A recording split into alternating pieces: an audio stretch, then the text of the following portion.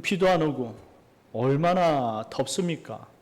요즘에 새벽에 나올 때도 25도, 26도라서 이게 뭐 나올 때 집안을 나오는 건지 안 나오는 건지 잘 모르겠더라고요. 그래도 교회 들어오면 에어컨이 슉 틀어지니까 너무 좋은 것 같아요.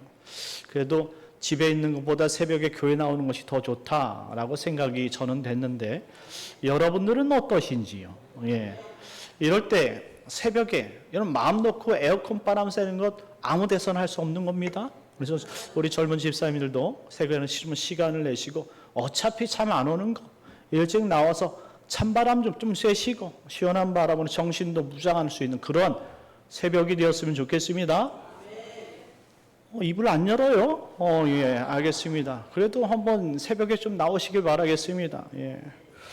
자, 우리 앞뒤적으로 인사하도록 하겠습니다. 참 잘 오셨습니다. 은혜 받읍시다. 참 잘 오셨어요. 예, 감사합니다. 오늘 본문 말씀을 통해서 하나님께서 소돔성의 죄악을 보시다라는 제목으로 은혜를 나누려고 합니다. 우리는 지난 시간 하나님께서 천사들과 함께 소돔과 고모라를 심판하시기 위해 떠나시려는 모습을 살펴보았지요.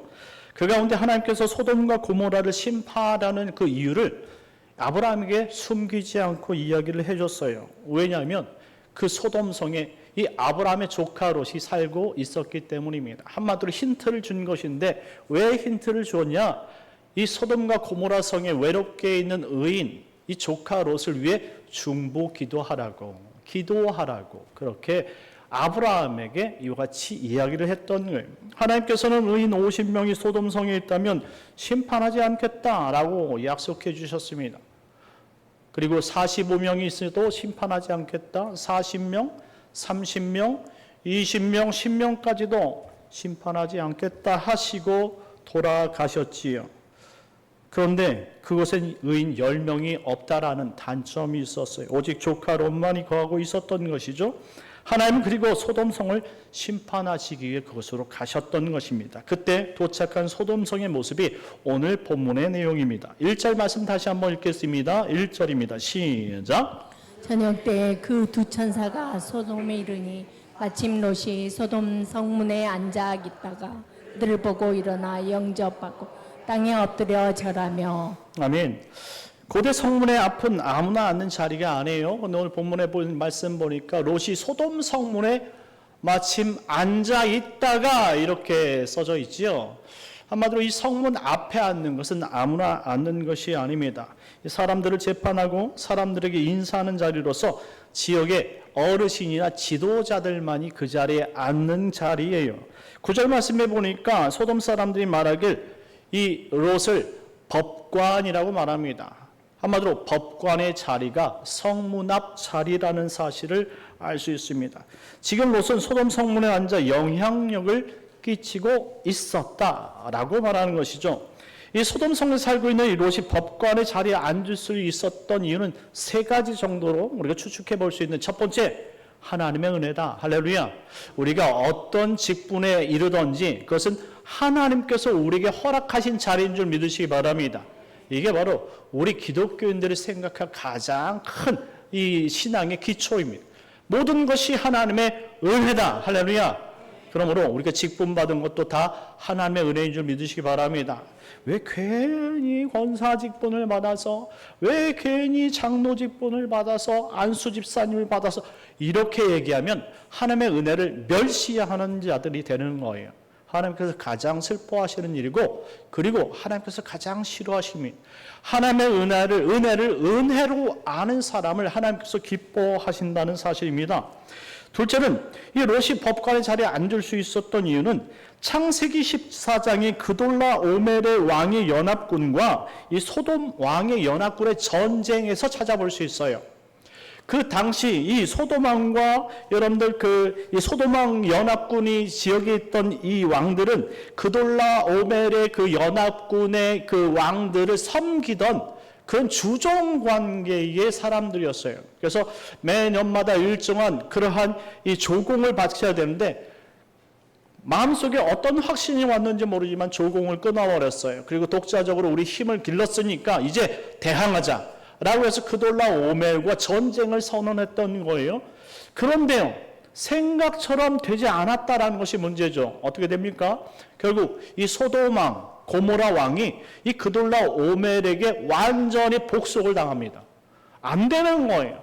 한번 무엇인가 지금 정치적으로 외압적으로 전쟁을 벌여서 정말로 자유를 얻고 싶었는데 그것은 생각일 뿐 완전히 전쟁에서 압도되어져 갑니다. 왜냐하면 이 소돔과 고모라 성을 쳤던 이 그돌라 오멜 왕은요, 가나안 땅을 중심으로 이 가운데에 흐르는 요단강 동편으로 모든 민족을 다 무너뜨리고 하나씩 내려오는 거예요. 그러면 얼마나 사람들이 간담이 서늘하겠어요. 아니 저쪽에서 막아주면 좋겠는데 그쪽에 있는 모든 민족들 하나씩 완전히 무너뜨리고 완전히 거기를 그냥 폭파시키고 돌아오는 거예요. 그리고 다 폭파시킨 후에 이제 소돔과 고모라 성 앞에서 이제 전쟁을 치르려고 전열을 가다듬었어요. 얼마나 두려웠겠냐 이 말입니다. 그래서 보자마자 소돔 성의 왕과 그리고 고모라 성 왕이 도망가다가 자빠졌다 이 말이죠. 그래서 포로가 돼버린 거예요. 그래서 온 국민이 포로가 되어서 이 그돌라 오멜을 따라서 다 이 포승줄에 묶여가지고 자신의 나라인 이 바벨론 지역으로 끌려갑니다. 이때 이 소식을 들었던 아브라함이요, 자신의 가신 318명을 데리고 쫓아가는 거예요. 그래서 간밤에 찾아가서 그곳까지 찾아갔죠. 그곳이 가나안 북쪽 지역 단이에요. 가나안의 마지막 꼭대기 그 지점에서 더 넘어가지 않고 거기서 붙잡았는데 전쟁을 이렇게 완전히 무너뜨려 버렸어요. 막 간밤에 새벽에 막 전쟁을 치르니 이 그돌라 오멜도 이 새벽에 막 이 군사들이 막 몰려오는 것을 막아낼 수가 없었어요. 왜냐하면 이 아브라함이 이끌었던 그 가신들, 그 군병들은 최정예 부대라고 말하기보다는 하나님의 군대였기 때문에 그렇습니다. 하나님께서 행하신 것을 인간이 어떻게 막을 수 있겠습니까? 완전히 새벽에 급습을 당했고 결국 무너져 버렸던 거예요. 그러니 항복을 할 수밖에 없었고, 그래서 이 아브라함은 자신의 조카 롯을 데리고 그리고 특별히 이 소돔과 고모라 땅의 백성들을 데리고 내려오던 과정에 누구를 만납니까? 소돔 왕을 만나는 거예요. 그리고 소돔 왕이 아브라함의 무릎을 딱 꿇죠. 내 백성들을 나에게 돌려보내주시면 감사하겠습니다. 그리고 전리품, 그 빼앗은 전리품은 다 아브라함 당신이 가지십시오. 그런데 아브라함이 어떻게 합니까? 이 모두가 필요 없다. 나는 다 필요 없어. 나와 함께 싸운 사람, 네 병정들의 목만 챙기면 그뿐이다. 멋있게 딱 풀어주지 않습니까? 이때 조카 롯이 아브라함의 조카라는 것을 알게 되는 것이죠. 소돔 왕이. 그럼 어떻게 됩니까? 당연히 국빈으로 올라가는 거죠. 그 이후에 어디에 있었다? 이 소돔성, 이 정문을 지키는 법관의 자리에 딱하니 앉아 있었다. 그렇게 얘기하는 것이죠. 이 소돔 왕이 누구든지 이 아브라함의 조카 롯을 손대는 사람들은 가만히 두지 않겠다. 뭐 이런 겁니다. 이제 법관으로 나 다음으로 생각해라. 뭐 이렇게 외쳤던 것이죠. 그러니 이 소돔성 사람들이 아무리 버르장머리가 없고 건방지다 할지라도 왕의 명령이니까 그것을 거둘 수가 없었던 것이죠. 그리고 세 번째는 뭐냐면 소돔성이 워낙 악한 사람들이 다수가 있다 보니까 도덕적으로 윤리적으로 착한 사람은 하나 좀 있어야 된다 이 말입니다. 아니 무슨 나라가 질서를 지켜야 되는 것 아닙니까? 그런데 관리가 질서도 지키지 않고 법을 따르지 않는다면 무슨 관리가 되겠습니까? 그런데 지금 오늘 본문에서 이렇게 찾아보니까 소돔성에 있는 모든 사람들은 다 법과 질서가 필요 없는 사람이에요. 왜? 다 악하니까. 천하에 아주 법도 모르는 사람들이니까. 건방지고 힘든 사람. 이런 사람들과 함께 있는 자체가 너무나 힘든 것이죠. 착하게 살고 싶은 사람은 소돔성을 떠났어야 돼요. 그럴 정도로 힘든 세상이었다. 그런데 지금 아브라함의 조카 이 롯은 신성이 곱고 그리고 질서를 알고 도덕을 아는 사람이다 이 말입니다. 그러니 그 사람을 법관으로 세우지 않으면 누가 법관으로 서겠느냐 이 말입니다. 이처럼 하나님께서는요, 비록 소돔과 고모라 성에 정말로 일찍이 보낸 조카 롯이라 할지라도 하나님의 백성을 통해서 정말로 질서를 알게 하고 선한 영향력을 끼치게 만든다는 사실을 우리는 볼 수가 있어야 돼요. 그러니 우리 그리스도인들이 직장을 수년간 다녔어요. 그러면 수년간 다닐 때 이 직장에서 그리스도인들은 어느 위치까지 올라가야 되느냐? 적어도 어느 위치라고 말할 수는 없지만 선한 영향력을 끼치는 위치까지는 있어야 된다. 왜? 그 사람을 통해서 하나님을 보기 때문입니다. 이 사람은 도덕적으로 윤리적으로 문제가 없기 때문에 어디다가 두든지 이 사람은 정말로 법을 잘 지킬 사람이고 꼭 회사에 필요한 사람이라고 소문이 날 것이고, 결국 이 사람은 질서 있는 사람이고, 그리고 이 사람은 능력 있는 사람이고, 어디든지 예절을 지킬 수 있는 정말 착한 사람이다 라고 소문난다라는 것이죠. 우리 사랑하는 성도 여러분, 우리 그리스도인들은 가정에서나 그리고 직장에서, 그리고 또한 교회는 기본 말할 것도 없지요. 이와 같은 선한 영향력을 끼쳐야 되는 줄 믿으시기 바랍니다. 한번 9절 말씀으로 한번 돌아가겠는데, 9절 말씀 다 같이 한번 읽겠습니다. 시작. 그들이 이르되 너는 물러나라. 또 이르되 이자가 들어와서 고려하면서 우리의 법관이 되려 하는도다. 이제 우리가 그들보다 너를 더 헤아리라 하고 놋을 밀치며 가까이 가서 그 문을 부수려고 하는지라. 아멘. 이 말씀은 비록 이 조카 롯이 법관의 자리에 있다 할지라도 그 사람들에게 오히려 비웃음과 조롱거리가 되고 있다는 사실을 알 수 있어요. 한마디로 이 소돔과 고모라 성 사람들은 상식 이하 이 밑바닥의 사람들이라는 것을 알 수 있죠. 특히 우리의 법관이 되려 하는도다, 이 문장 자체가 미완료형으로 기록이 되어 있는데 계속적으로 법을 지키라고 그들을 타일렀다라는 소리예요. 한마디로 이 조카 롯은 끊임없이 소돔성의 사람들을 법을 지키십시오, 질서를 따르십시오, 선하게 사십시오, 그렇게 외쳤던 사람이라는 거예요. 그가 그 자리에 있었기 때문이 아니라 그의 성품이 그렇게 고닫다라는 사실을 설명해 주고 있는 거예요. 자, 이 아브라함의 아버지 데라의 자녀들이 모두가 정직한 사람들이라는 것을 우리가 추측해 볼 수 있는 부분이에요. 비록 롯의 아버지이며 아브라함의 형제였던 하란에 대한 이야기는 찾아볼 수 없어요. 하지만 그의 아들 롯을 통해서 그가 여전히 정직하고 바른 사람이라는 것을 추측해 하는 그런 문장들이라는 거예요. 그것을 어디서 더 알 수 있느냐? 바로 아브라함을 통해서 알 수 있다 이거죠. 보통 한 가정에서 태어난 사람들은 비슷한 성향을 갖게 됩니다. 왜? 그 교육을 받기 때문에. 그러니 기독교 안에서 여러분들 태어난 우리 자녀들은 기독교 교육을 받고 자라는 것이 당연한 것 아니겠습니까? 기독교 교육이 뭡니까? 주일날 예배 잘 드려라, 하나님의 영광을 돌려라, 거짓말하면 안 된다, 그리고 하나님이 좋아하시는 일들을 해야 된다. 매번 세상의 도덕과 윤리보다 더 뛰어난 도덕과 윤리를 제시하지 않습니까? 이게 바로 기독교 가정에 있는 사람들이. 여러분들도 자녀 태어나면 그렇게 얘기하지 않습니까? 세상에서도 물론 예의범죄를 잘 지키라고 이야기하지만 여러분들 기독교인으로서 여러분들이 하나님의 자녀를 어떻게 키우도록 양육하고 있겠습니까? 그 모두가 다 하나님 앞에 영광이 되도록 그렇게 가르치는 것 아니겠어요? 그러니 아브라함 역시 이 조카 롯도 분명히 비록 하나님을 알지 못한 때도 이와 같이 말씀을 따라서 아니면 어떤 도덕적으로 그리고 윤리적으로 정말로 질서를 따르도록 그 가정에 그런 교육을 받고 자랐음을 알 수가 있다라는 것이죠. 그런 사람을 법관으로 세우는 것은 어느 나라든 당연한 관례라는 말씀입니다. 그때 천사들이 성문 앞에 앉은 이 조카 롯을 찾아온 거예요. 이 조카 롯은 천사들을 보고 일어나 영접하고 땅에 엎드려 절하였다라고 설명합니다. 자, 한 가지 생각해 본다면 여러분들이 창세기에 지금 기록된 이 천사들은 특별하게 생긴 영적 존재들이었을까요? 딱 보면 천사들처럼 보였을까요? 여러분 생각은 어떻습니까? 딱 보니까 저기가 천사야. 왜? 날개가 달렸거든. 여러분 그렇게 기록했을까요? 안 그렇습니다. 창세기 18장 2절 말씀에 보면 아브라함에게도 똑같이 나타나지 않았습니까? 그때 이렇게 기록했는데요. 사람 셋이 있었더라 라고 말합니다. 똑같은 사람의 모습으로 왔다라는 것을 알 수 있어요. 비록 천사라 말하나 형상은 완전한 인간으로 이 땅에 오신 것을 알 수 있다 이 말입니다. 창세기에 기록된 내용을 보면 상징적으로 천사를 거기서 표현한 적이 없어요. 모두가 실질적으로 인카네이션, 성육신한 그 사람의 모습을 다 다루고 있다는 것을 특징적으로 알 수 있는데요.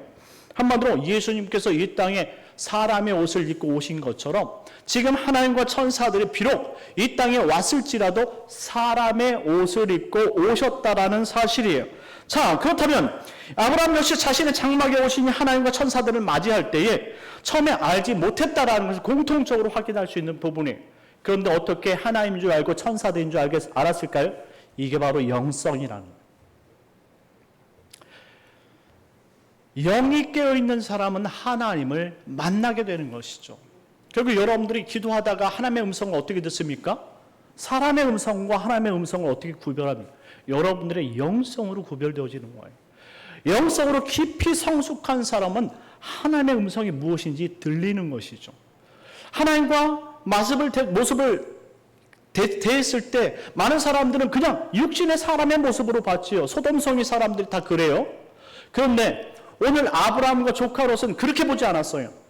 만났을 때 비록 사람의 형상을 가졌으나 이내 곧 하나님과 천사라는 사실을 알게 된, 왜? 대화 가운데 그의 약속이 깨달아 알게 하시는 것이고 그의 영성이 그가 하나님께서 우리에게 주시는 그러한 영향력으로 인해서 깨달음을 얻게 된다는 거예요. 그래서 이 성경의 이 기록에 보면 아브라함이 부지 중에 천사를 영접했다 이런 표현을 가지고 있어요. 부지 중이라는 것은 알지 못하는 가운데, 한마디로 천사, 사람을 맞이했는데 결국 하나님이었다 이런 표현입니다. 아브라함도 영성을 가졌고 있었고, 그리고 롯 역시 이런 하나님의 영성을 가지고 있었다라고 우리가 추측할 수 있는 것이죠. 그렇습니다. 하나님께서 왜 아브라함을 찾아오고 롯을 찾아왔습니까? 하나님의 백성이기 때문에 찾아온 줄 믿으시기 바랍니다. 하나님의 백성이 아닌 모든 사람들은 하나님을 자신의 아버지라 부를 수 없어요. 그리고 반응할 수 없습니다. 왜냐하면 영혼이 죽었기 때문에. 하지만 영원히 산 하나님의 백성들, 의인들은 하나님의 음성을 듣게 되는 줄 믿으시기 바랍니다. 여러분들이 하나님의 음성을 듣고 이 자리에 찾아온 것처럼 우리 영혼이 깨어있으면 하나님의 음성을 듣게 되어지고 구별되어지는 줄 믿으시기 바랍니다. 2절 말씀 다 같이 읽겠습니다. 2절입니다. 시작. 이르되 내 주여 돌이켜 종의 집으로 들어와 발을 씻고 주무시고 일찍이 일어나 갈 길을 가소서. 그들이 이르되 아니라 우리가 거리에서 밤을 새우리라. 아멘. 롯은 자신을 찾아온 두 천사를 지극정성으로 대접하기 시작합니다. 이르되 내 주여 돌이켜 종의 집으로 들어 발을 씻고 주무시고 일찍 일어나 갈 길을 가소서. 이는 롯이 두 천사를 꼭 섬기고 싶다라는 마음에서 기인되어진 거예요. 하지만 천사들은 영적인 존재로 잠을 자거나 쉬는 존재가 아니다라는 사실을 알 수 있어요. 음식이 필요 없어요. 쉼이 필요 없어요. 그래서 뭐라고 이야기합니까? 아니라 우리가 거리에서 밤을 새울 것이다 라고 말합니다. 전혀 피곤하지 않고 전혀 뭐라고 그럴까요? 힘들어하지 않는다 이 말입니다. 그렇지만 지금 롯은 그 천사들에게도 지극정성으로 대하는 마음이 있었다라는 사실을 지금 초점하고 있어요. 3절 말씀 다 같이 읽겠습니다. 3절 시작. 롯이 간청함에 그제서야 돌이켜 그 집으로 들어오는지라.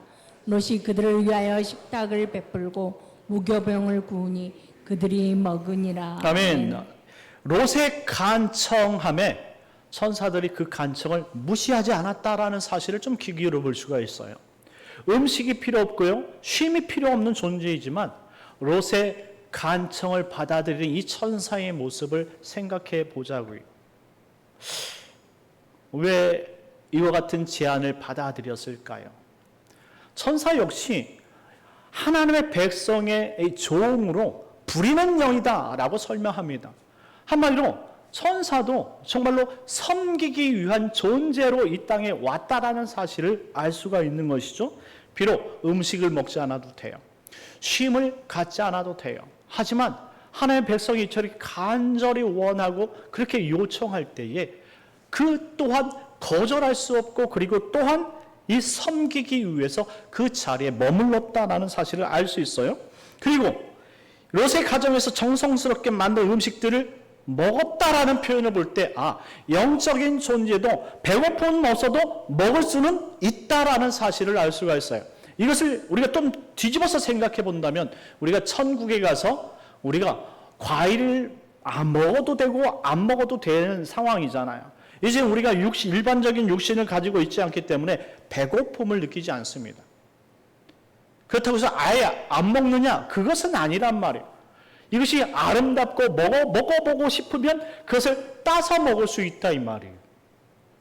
한마디로 음식과 나의 삶과는 문제가 없지만, 하등의 문제가 없지만, 그때 자유의지에 있어서 내가 이것을 먹어보고 싶으면 그것도 맛을 느낄 수 있다라는 말이에요. 그런데 그것이 나에게 있어서 어떤 에너지원을 주거나 어떤 내 삶을 살아가는데 배고픔을 채워주는 음식은 아니다 이 말이에요. 이것이 완전한 육신을 가진 인간, 구원받은 인간의 모습, 천국에서의 모습이라는 것이죠.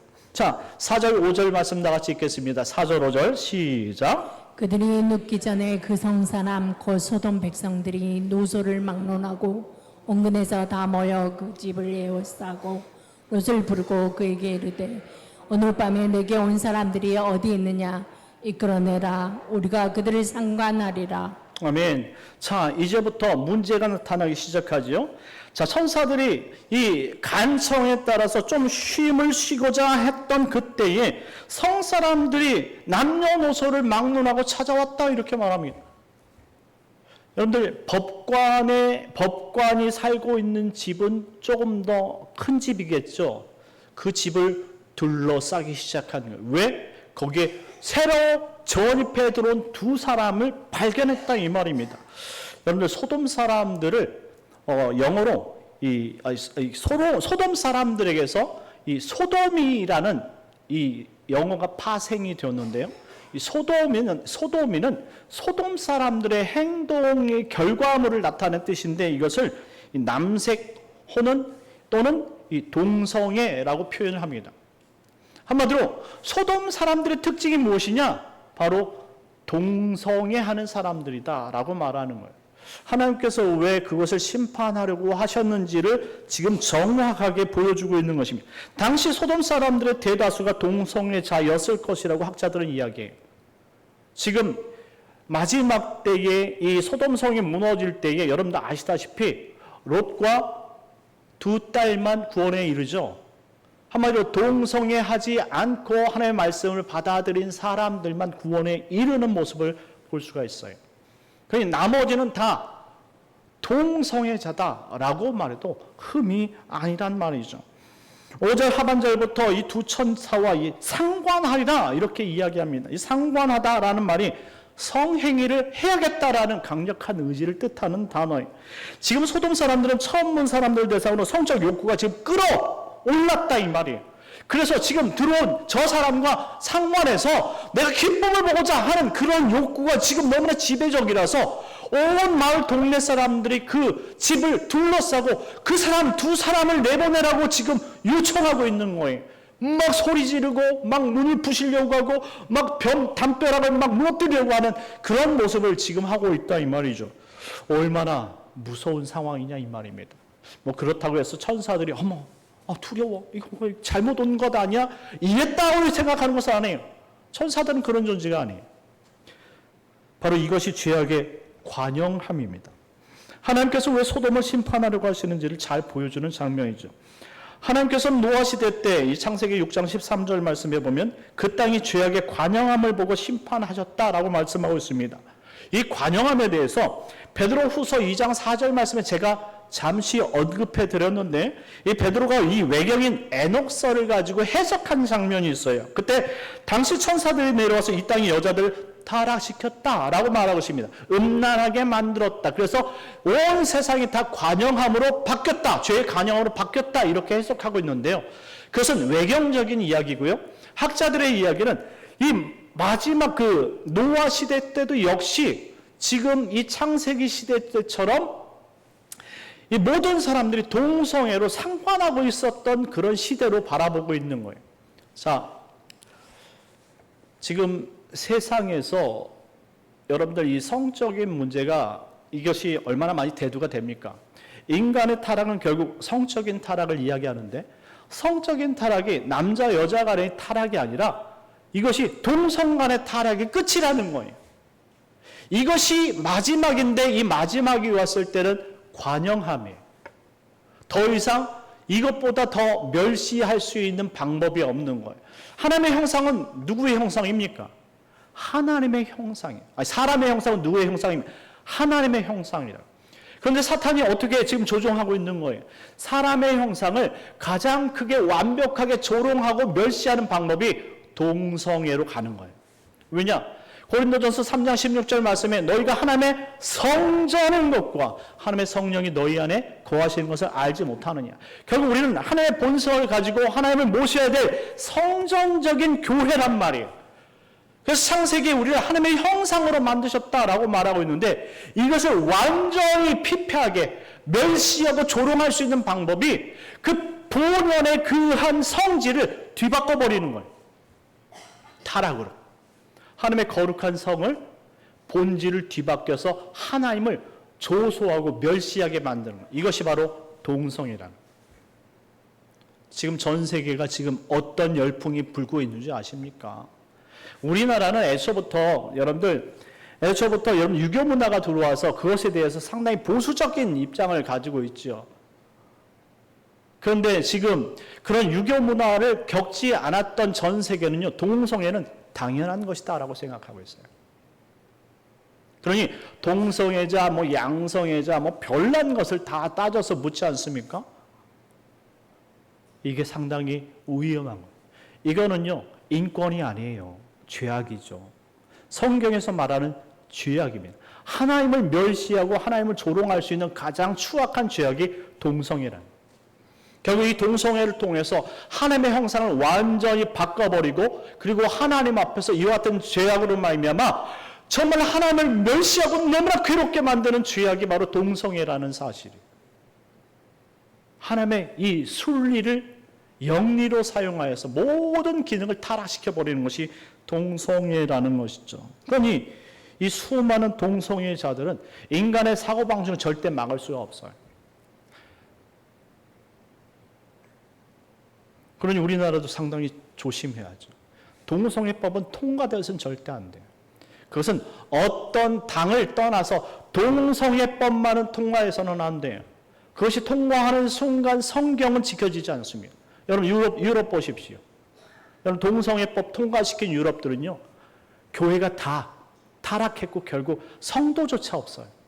다 교회는 팔려 나가서 그것이 카페가 되어지고 레스토랑이 되고 술집이 되어지는 경우가 동성애법 통과 때문에 그래요. 왜냐하면 앞에서 설교를 할 수가 없어요. 설교하는 즉시 다 벌금을 먹이고 그리고 다 여러분들 구치소에 끌려가기 때문에 목사가 또 어떻게 이제 두려워서 그것을 합니까? 담대한 목사들 다 구치소에 들어가고 여러분들 깜빵할 것 같으면 여러분 누가 여기서 목사도 그 이야기 하다가 깜빵한다면 여러분들 가운데 누가 그 이야기를 할 수 있겠느냐고. 못한다 이 말이에요. 그런데 그것을 통과시키려고 사탄마귀는 계속적으로 적용하는 거죠. 정치인들, 특별히 우리 아무것도 모르는 인권을 주장하는 정치인들을 통해서요.